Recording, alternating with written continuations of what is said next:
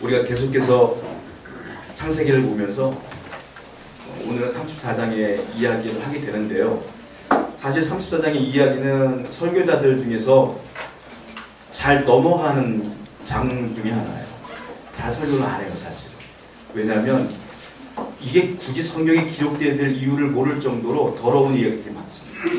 그러니까 굳이 성도들에게 이런 이야기들을 할 필요가 있을까라는 생각을 한 설교자들은 잘 안 하고 넘기는 경우가 있는데, 불행하게도 저는 창세기 1장부터 2장, 3장 계속 넘어가기 때문에 이걸 넘길 수가 없는 거예요. 그래서 이 말씀을 통해서 또 다른 우리가 은혜가 있을 줄로 알고 말씀을 한번 묵상해 보았어요. 자, 33장 지난주 생각해 봤을 때 야곱에게는 큰 문제가 해결됐어요. 그 문제가 뭐냐면 20년 동안 고민했던 그 문제가 해결된 거예요. 자기 형 에서가 자기를 죽이려고 했지 않습니까? 그 문제가 야곱과 함께해서 기도하다가 해결된 거예요. 형하고 극적인 화해를 했습니다.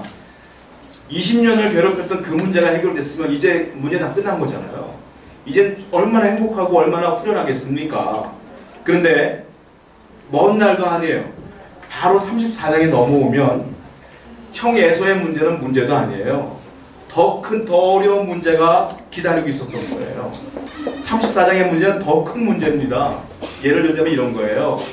자기의 딸 중에 디나가 있는데 디나가 바깥에 나갔다가 외가 남자한테 강간을 당합니다. 자기 딸이. 그리고 그 사실을 알았던 자기의 아들들 가운데 둘째 아들 시므온과 셋째 아들 레위가 그 칼을 들고서 그 남자들을 다 죽여요.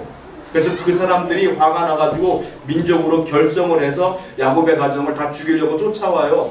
그래서 야곱의 가정은 탈출을 해서 베델까지 도망가는 과정이 나오는 게 34장의 내용이에요, 사실은. 그러니까 형 에서의 문제는 문제도 아니에요, 이건. 더 큰 문제가 있어요. 진리를 깨달아요. 뭐냐? 우리는 문제가 해결되어지면 이게 끝났구나가 아닙니다. 문제가 또 있어요. 그 문제가 더 큰 문제가 있고 더 큰 문제가 있고 평생 우리 가운데 문제가 있어요. 그러니까 인생을 살아가는데 문제가 없는 게 은혜가 아니라 문제를 은혜 가운데 잘 해결하는 게 은혜예요. 그래서 하나님의 성령께서 우리가 늘 동행하시기를 기도하시기 바랍니다. 그것이 믿음이요 신앙 아니겠어요? 문제가 있다고 해서 하나님이 날 떠난 것이 아니라 문제가 있으면 믿음이 있으니까 믿음으로 승리하는 것, 그것 신앙인 줄로 믿습니다. 자, 그런데 더 큰 문제가 뭐냐면 야곱이요 실수를 합니다. 오늘 34장의 이 내용은 사실은 이게 굳이 기록되어야 될 필요가 있을까라는 내용이지만 성경에 기록된 내용에 다 이유가 있어요. 이 내용은 그런 내용이에요. 무슨 내용이냐면 야곱이 하나님 믿는 사람의 대표성을 갖고 있는 사람들이지 않습니까? 그 가정, 믿는 가정, 그 가정이 이 세상을 살아가는데 사람들과의 관계 속에서 어떻게 살아가야지 되는가, 그 부분에 대한 이야기가 나와요, 여기에. 그런데 문제는 뭐냐? 야곱은 철저하게 실패를 합니다. 실패를 통해서 우리가 은혜를 받아야 되는데 세 가지 실수를 합니다, 야곱이. 첫 번째 실수가 뭐냐면 세상과 너무 밀접하게 살았어요. 너무 가깝게 살았어요. 야곱뿐만이 아니라 야곱의 와이프 4명, 레아, 라헬, 빌하, 실바, 그리고 그 아들들 전부 다 세상과 너무 가깝게 살았어요. 불각은 불가원이라는 말이 있어요. 무슨 말이냐면 너무 가깝게도 말고 너무 멀게도 말고 적당하게. 이게 은혜거든요. 사람들은 말해요. 신앙생활 잘하려면 세상을 떠나서 산에 가서 기도하고 말씀 보고 해야 된다고. 예수님은 그렇게 안 가르쳐줬어요. 예수님은 세상 속으로 들어갔습니다. 들어가서 그들에게 하나님 나라를 선포했고 아픈 자를 고치셨으며 병자에게 하나님 말씀을 증거했어요. 그게 예수님의 사역이에요. 그런데 세상 속에 들어갔지만 예수님은 그들과 똑같은 삶을 살았느냐? 그렇지 않습니다. 완전히 다른 삶을 살았어요. 구별된 삶을 살았어요. 주님이 원하시는 것, 하나님 믿는 사람들 살아야 될 방법은 그거예요. 세상 속에 들어가되 세상에서 살아가되 약간은 구별된 삶. 이게 중요한데 야곱은 아무리 봐도 구별된 게 없어요. 자, 예를 들어 보겠습니다. 20년 전에 야곱이 집을 떠나서 라반의 집으로 도망갈 때 베델에서 처음으로 하나님 만났어요. 베델에서 만나서 그가 서원한 게 있어요. 뭐냐면 하나님, 내가 만약 돌아오게 되면 이 베델에다가 하나님 성전을 짓겠습니다. 그리고 내가 집을 짓겠습니다. 그리고 여기서 주님 섬기며 살겠습니다. 이게 베델에서 서원한 거예요. 그런데 지금 야곱이 이 34장의 배경은 어디냐? 세겜이에요. 세겜. 세겜은 어디냐? 베델에서 북쪽으로 한 45km 떨어진 곳이에요. 그래서 45km만 내려오면 베델인데 세겜에서 머물러 살아요. 안 내려가요. 왜냐? 세겜에 땅도 샀거든요. 그러니까 집도 짓고 거기서 신나게 살고 있는 거예요. 지금 이 모습이. 자, 왜 세겜에 정착한 줄 아십니까? 교회 배경사를 보게 되면, 성경 배경사를 보게 되면 이 세겜이라는 동네는 두 가지가 아주 유명했던 곳이 어디냐? 상업이 아주 유명했던 곳이에요. 물건을 파고 팔고 사는 것이 굉장히 활발했던 곳이 이 세겜이에요. 그리고 무역업이 활달하게 진행됐어요. 그러니까 무역업이 있죠, 상업이 있죠. 그러니까 당연히 사람이 많이 살아요. 사람이 많이 살고 상업이 발달되니까 돈이 많아요. 그러니까 편의시설도 많아요. 인구도 많아요. 그러니까 살기가 괜찮아요, 여기가. 거기다가 이 당시 많은 사람들은 목축업에 종사를 했는데 이곳은 풀이 많아요. 목초지가 많아요. 그러니까 목초지가 많으니까 그 양떼를 기르기도 좋고 상업이 발달됐으니까 물건 사업하기도 좋고 그러니까 너무너무 좋은 땅이 세겜이었어요. 굳이 베델에 내려갈 이유가 하나도 없는 거예요, 야곱은. 베델은 이렇게 좋은 동네가 아니거든요. 그래서 여기 사는 거예요. 이거부터가 잘못된 거예요, 사실은. 여기서 야곱과 야곱의 가정은 열심히 살아갑니다. 자, 얼마나 그들과 가까웠는지 아십니까? 성경 한번 볼까요? 창세기 34장 21절을 보십시오. 너무너무 가깝게 살았어요, 그들이. 같이 한번 읽어보겠습니다. 34장 21절 시작. 이 사람들은 우리와 친목하고 그들이 여기서 거주하며 매매하게 하고 우리가 그들의 딸들을 아내로 데려오고 우리 딸들도 그들에게 주자. 무슨 말이에요? 우리가 그들과 친목한 이게 이제 세겜 사람들이 말하는 거예요. 야, 야곱 사람들 괜찮은 것 같아. 그 집안 사람들하고 친하게 지내자 이 말이에요. 친목하자. 더 나가서 뭐라고 말하냐면 야, 그들의 딸들을 아내로 데려오자. 그리고 우리 아들들을 주자. 무슨 말입니까? 서로 결혼시키자. 사돈지간 맺자 이 말이에요. 여러분, 사돈지간 맺자고 말한다는 건 무슨 말이에요? 서로 괜찮다고 생각하니까 그런 거 아니겠어요? 친하니까 그런 거 아니겠어요? 지금 야곱은요 이 세겜 땅에 유일하게 하나님 믿는 가정이에요. 그럼에도 불구하고 그들과 너무 친하게 지내는 거예요. 왜 친해요? 그들의 문화를 그대로 습득하고 그대로 살아가니까. 우리가 예수 믿는 것 티내며 살면 세상 사람들이 싫어합니다. 근데 그들처럼 살아가면 괜찮은 것 같은 거예요. 우리 동료의 동료, 우리가 사랑하는 거 아니겠습니까? 이제 그 얘기를 하고 있는 거예요. 다른 말로 말하면 야곱의 가정은 하나님 믿는 사람처럼 안 사는 거예요. 다른 말로 말하면. 그러니까 세상 속에 들어가서 그들과 똑같이 살아가고 있는 와중에 사건이 하나 벌어져요. 자, 야곱의 가정에 딸 한 명이 있습니다. 그 딸은 디나예요. 디나가 나와요. 34장 1절 한번 보세요. 창세기 34장 1절입니다. 한번 읽어볼게요. 시작. 레아가 야곱에게 낳은 딸 디나가 그 땅의 딸들을 보러 나갔더니 디나는 외로웠을 겁니다. 왜냐하면 그 야곱의 가정에는 딸이 별로 없어요. 다 아들이요, 아들. 그 아들 12명이 12지파가 탄생되는 거 아니겠어요? 다 아들이에요. 유일하게 딸이에요, 자기 혼자. 그러니까 이때 나이가 디나가 한 15살 때 사춘기 소녀란 말이에요. 얼마나 외로웠겠어요. 그러니까 1절 말씀 보면은 왜 외로웠는지 잘 나와 있어요.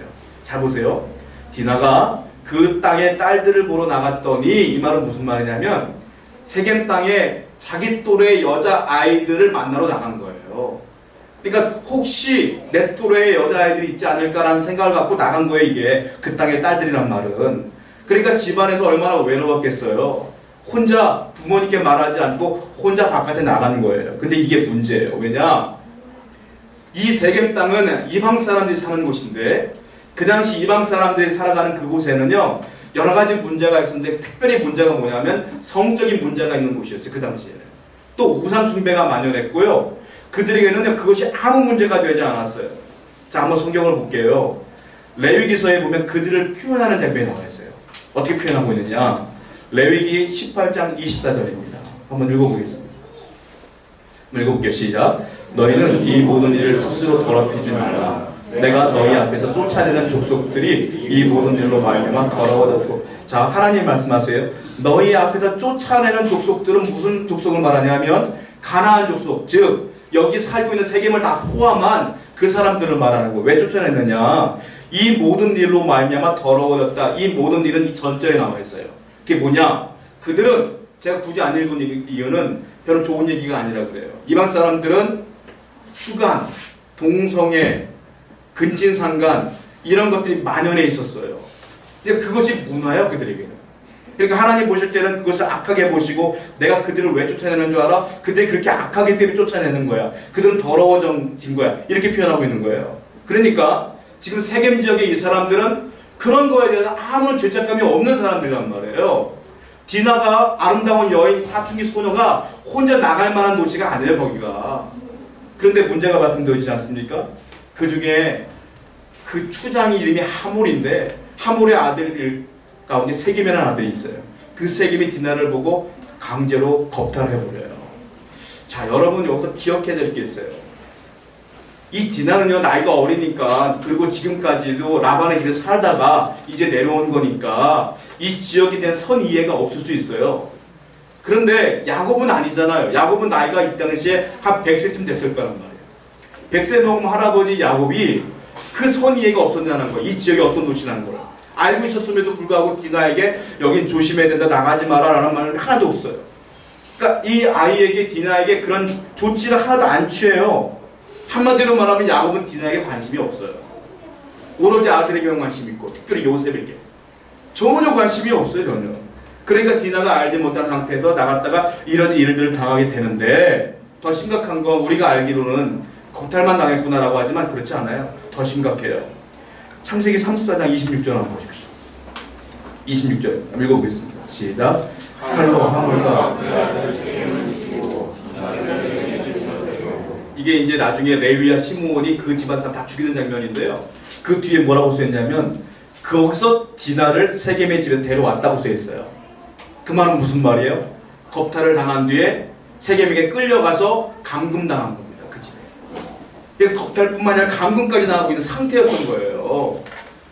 너무 심각한 상태 아닙니까? 그런데요, 세겜이 감금하면서 이 디나를 사랑하게 된 거예요, 오히려.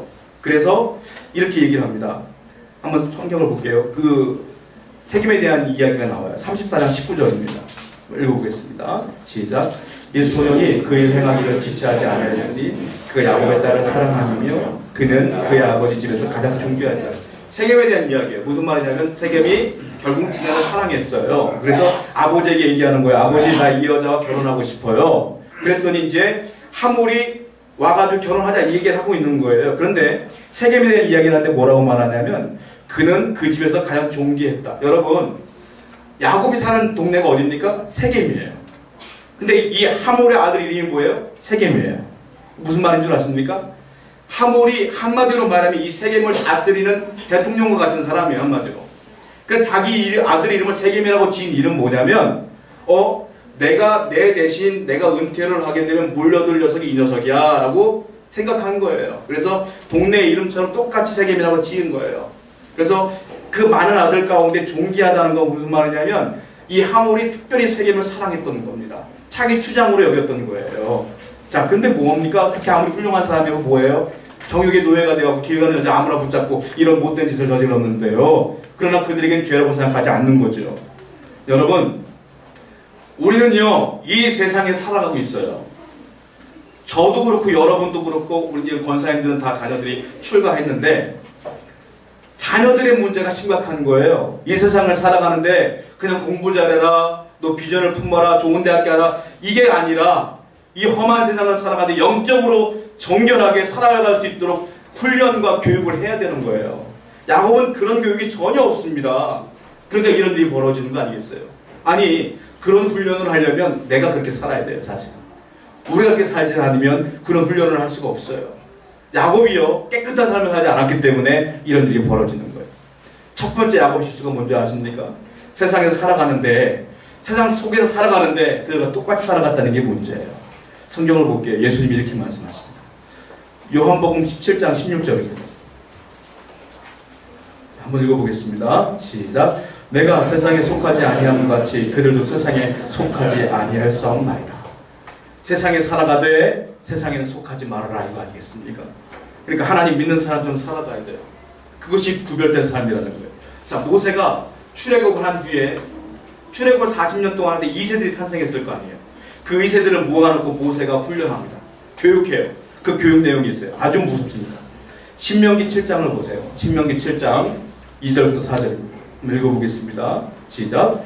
내 하나님 여호와께서 그들을 내게 넘겨 내게 치게 하시니 그때 너는 그들을 진멸할 것이라. 그들과 어떤 언약도 하지 말 것이요 그들을 불쌍히 여기지도 말 것이며 또 그들과 혼인하지도 말지니 네 딸을 그들의 아들에게 주지 말 것이요 그들의 딸도 네 며느리로 삼지 말 것은 그가 네 아들을 유혹하여 그가 여호와를 떠나고 다른 신들을 섬기게 하므로 여호와께서 너희에게 진노하사 갑자기 너희를 멸하실 것임이니라. 모세가 하는 말이에요. 신명기는요 모세의 유언입니다. 모세가 마지막으로 이스라엘 사람에게 남긴 유언집이 신명기예요. 신신당부한다는 뜻이에요. 뭐라고 말하냐면 이렇게 말하고 있는 거예요. 자, 3절을 보면은 야 너희는 이방 사람들과 혼인하지도 말아라. 결혼하지도 말아라. 그리고 아들도 주지 말고 딸도 주지 말아라. 그들이 너희를 유혹하여 여호와를 떠나게 할 것이니까 절대들 그들과 살지 말아라. 이 말이에요. 여러분 이 말은 무슨 말? 지금의 말하면 너무한 거 아니야 하지만 이것이 성경적인 거예요. 사실은 믿는 사람은 믿는 사람과 결혼하라 이 말이에요. 믿지 않는 사람과 결혼하면 유혹당하고 미혹당하여 신앙생활하기 어려우니까 그렇게 하지 말아라. 모세가 신신당부하고 있는 거예요. 그래서 야곱은 이런 것들을 교육하지 않았어요. 그래서 문제가 되는 거예요. 저도 목사이지만 하나님 안 믿는 친구들이 있었을 거 아니에요. 학교 다니면서.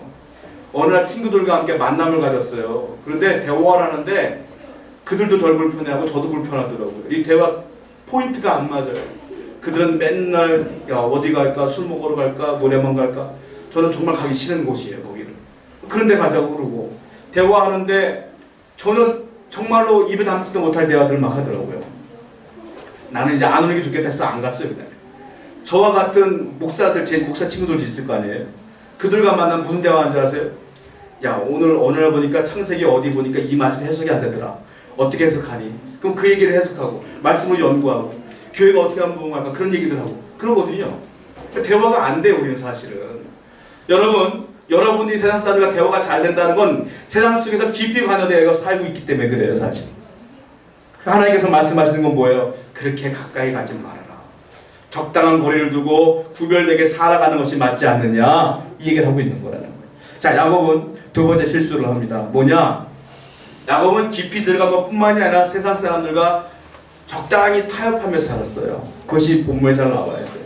저는 이해가 안 되는 게 있어요. 뭐냐면 자기 딸이 그렇게 험한 꼴을 당했으면 속이 뒤집어지던 조치를 취해야 될 거 아닙니까? 야곱은요 아무 말도 하지 않습니다. 침묵합니다. 저는 그 침묵이 도저히 이해가 안 되는 거예요. 자, 성경을 볼게요. 하몰이 자기 아들 세겜과 디나와 결혼시키자고 찾아옵니다. 그때 야곱이 하는 것을 보십시오. 창세기 34장 5절입니다. 읽어보겠습니다. 시작. 야곱이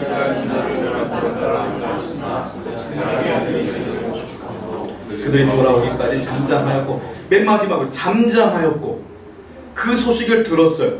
왜 잠잠할 수 있습니까 이게? 아니 야곱이 무슨 옆집 아저씨예요? 자기 딸이잖아요. 또 어떻게 잠잠할 수 있냐는 거예요. 이게 도저히 이해가 안 되는 거예요. 도대체는. 그리고 하몰도 참 못됐어요.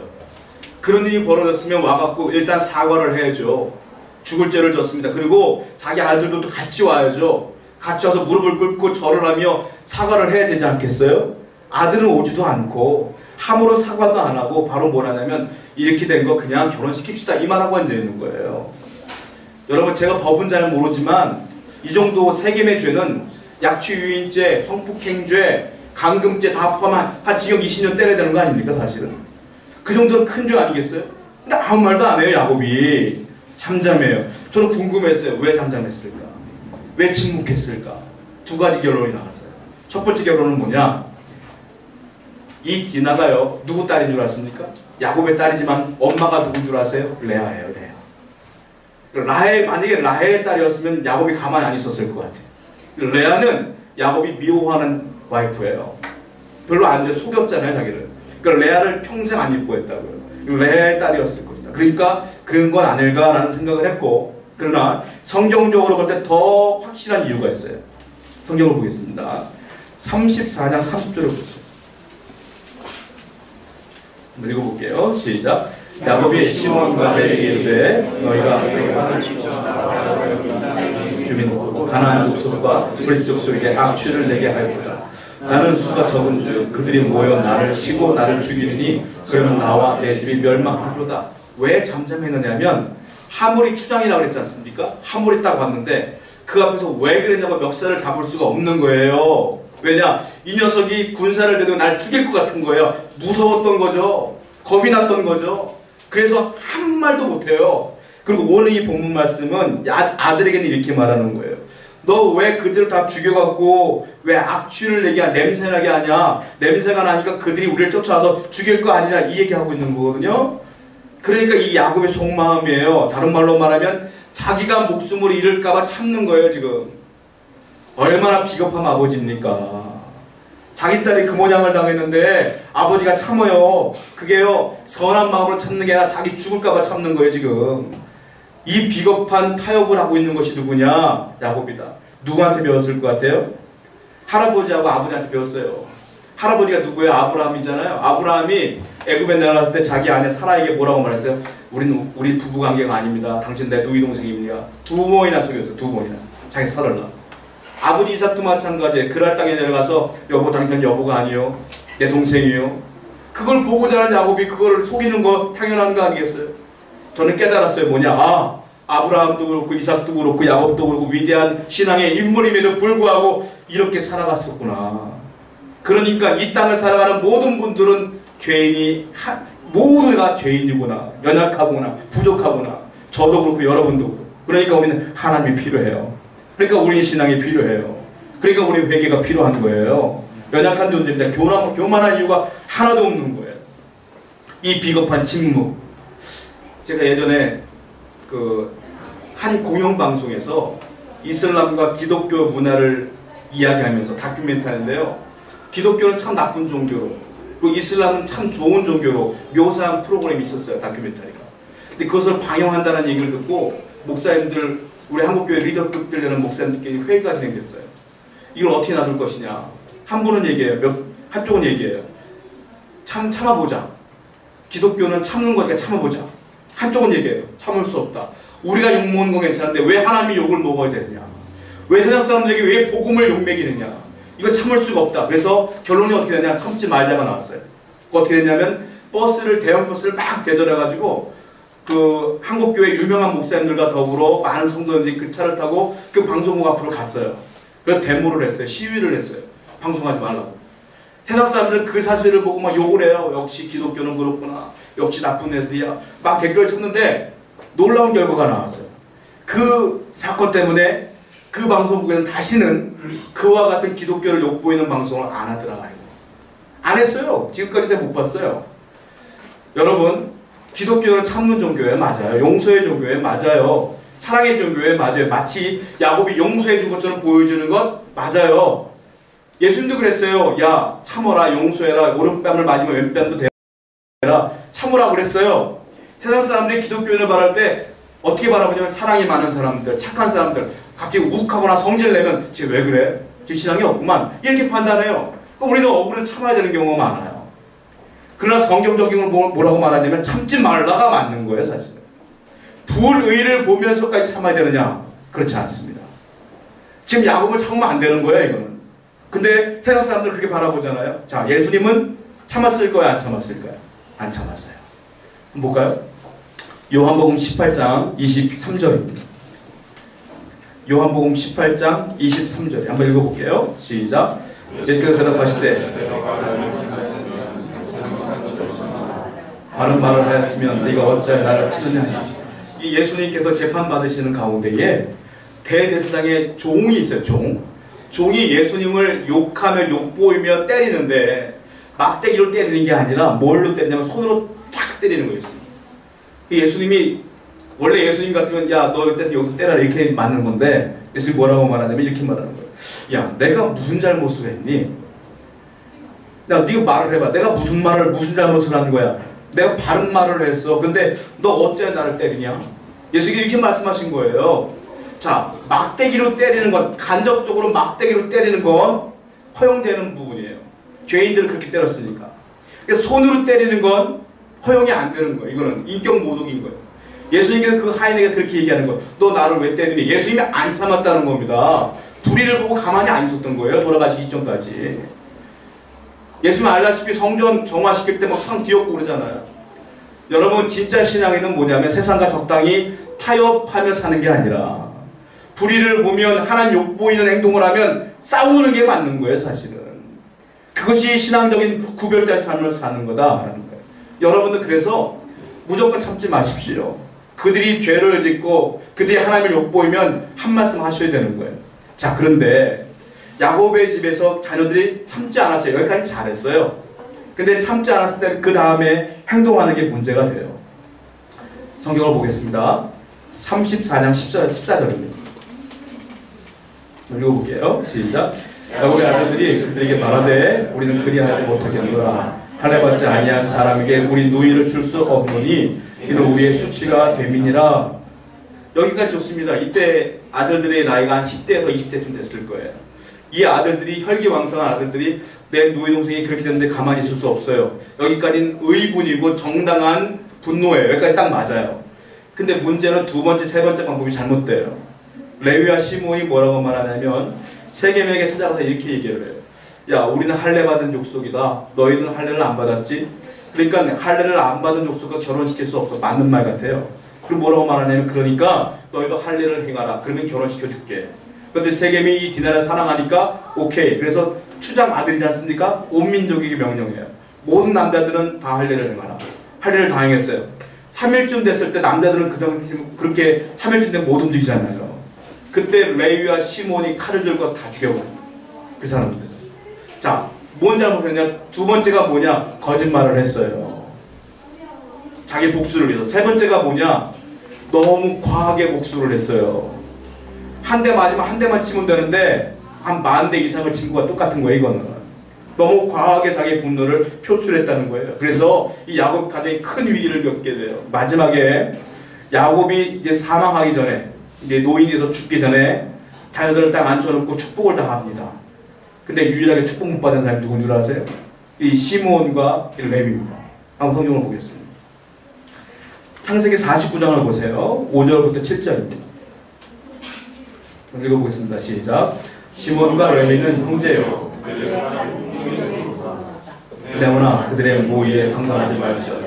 내 영광아 그들의 집회에 참여하지 말지어다.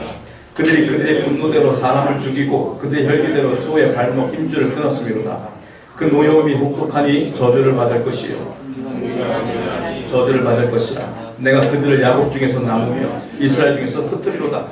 아들들을 축복하는데 이렇게 마지막으로 유언처럼 축복하는 거예요. 저주죠. 자, 시므온은 역사적으로 볼 때 그대로 삽니다. 어떻게 사냐면 이스라엘 백성들이 12지파가 땅을 다 나눠가져요. 나중에 가나안을 정복한 다음에 땅을 다 나눠갔는데 남쪽엔 유다가 큰 땅을 받거든요. 근데 시므온 땅이 어딘 줄 아세요? 다 각자 땅이 있는데 유다 땅 안에 시므온 땅이 있어요. 이게 시므온 땅인지 유다 땅인지 헷갈려요. 그러니까 다 따로 있는데 유다 땅 안에 시므온 땅이 있다가 나중에 성경을 보면 남쪽에 있는 민족은 유다 지파라고만 얘기하잖아요. 시므온 지파가 거기 살다 보니까 유다 지파 안에 살다 보니까 흐지부지 없어져요. 자기들도 자연스럽게 유다 지파처럼 그냥 거기 포함돼서 살게 돼요. 그래서 시므온 지파가 나중에 없어집니다. 나중에. 그러니까 이 말이 그 말이에요. 흩어질 것이다, 없어질 것이다. 똑같은 말이에요. 그리고 레위 지파는 땅을 못 받습니다. 못 받고 에사야 지파다 보니까 여기저기 흩어져 살다가 그냥 끝나요. 이게 그대로 이루어져요. 그러니까 폭력으로 그 문제를 해결하고 했더니 이런 문제들이 발생되어졌어요. 여러분, 우리는요 문제를 해결할 때 폭력으로 내 힘과 능력으로 지혜로 해결할 존재들이 아니에요. 우리는 세상과 싸워야 되는데 영적인 전쟁을 벌여야 되는 겁니다. 그게 뭡니까? 기도로 싸우는 겁니다. 그게 뭡니까? 예배하며 하나님께 울며 외치며 싸워야 되는 겁니다. 그게 뭡니까? 전도하며 복음 전파하며 그들을 변화시키며 싸워야 되는 겁니다. 근데 이들은 무력으로 싸웠다는 게 문제가 돼요. 성경을 볼게요. 고린도후서 10장 4절입니다. 한번 읽어보겠습니다. 시작. 우리의 싸우는 무기는 육신에 속한 것이 아니요 오직 견고한 진도 무너뜨리는 하나님의 능력이라. 모든 이론을 무너뜨리며 우리의 무기는 육신에 속한 게 아닙니다. 하나님께 외치며 기도하며 나갈 때 하나님이 승리케 해주시는 겁니다. 내가 직접 피를 묻히는 게 아니라 하나님께 기도하며 사는 것, 그것이 우리의 사명인 줄로 믿습니다. 자, 이 사건 때문에 어떻게 되느냐? 그들이 아까 말씀드린 것처럼 뭉쳐서 야곱을 다 죽이려고 쫓아와요. 그런데 하나님이 가만히 계시다가 이 위기상황에 개입을 하셔요. 그들에게 그냥 야곱이 무섭게 마음에 두려움을 줘. 그랬더니 쫓아오다가 포기하고 돌아가요. 그리고 하나님은 말씀하세요. 야곱아, 베델로 올라가라. 그리고 45km를 도망가는 거예요. 도망가서 거기서 예배를 드려요. 야곱이 45km를 드디어 베델을 도착을 하는 거 이제서야 어려움이 오니까. 그리고 뭘 하냐, 35장을 보면 온 가족들을 불러 모아서 야곱이 말해요. 야, 너희들 귀걸이 다 내놔. 자, 귀걸이가 뭔 줄 아세요? 여자들 귀걸이 많이 사고 있는데 귀걸이가 우상숭배의 증표입니다. 이게 사실은 성경적으로 보면 이게 자기 우상에게 바치는 제물이었던 거예요. 근데 이때 레아, 라헬, 실바, 비라 모든 아내와 모든 아들들은 하나님을 믿는 척을 했지만 전부 다 자기 우상을 갖고 있었고 귀걸이를 다 하고 있었던 거예요. 그러니까 적당히 믿었던 거죠. 그러니까 야곱이 이제는 안 된다. 우리 하나님만 바라봐야 된다. 그럴 때 귀걸이 다 빼가지고 상수리 나무 밑에서 숨겨요. 묻어요. 그리고 다 묻어버리고 거기서 예배드려요. 그때서부터 야곱 가정이 진짜 하나님 섬기는 가정으로 바뀌어요. 여러분, 내가 아무리 어렵게 하나님 보시기에 마음 안 들게 살아도 하나님이 선택한 백성의 인생에 하나님 맨날 매일매일 간섭하여 주십니다. 그리고 그 문제를 해결해 주십니다. 여러분, 우리가 부족할지라도 하나님 바라보시며 하루하루 승리하시는 여러분 되길 축복합니다. 우리 말씀을 기억하며 함께 찬양합니다.